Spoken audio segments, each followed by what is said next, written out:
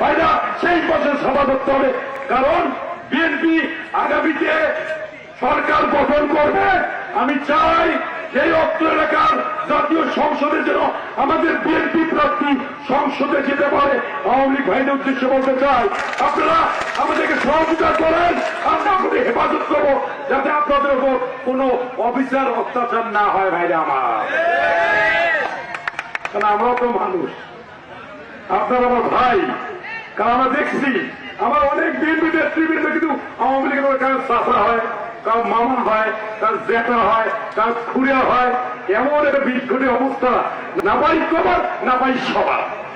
সেই জন্য মনে মনে সিদ্ধান্ত নিচ্ছি যে আওয়ামী লীগের নেতৃবৃন্দকে হেফাজত করে ওদের ভালো রাখি।